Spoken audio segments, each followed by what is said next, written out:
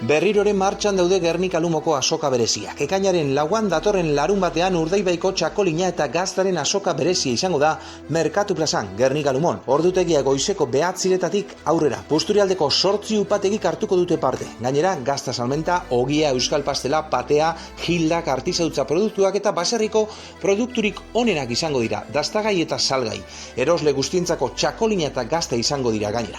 Gogoratu datorren ekainaren 4 Gernika Lumon Merkatu plazan azoka berezia, Urdaibaiko txakolina eta gazta.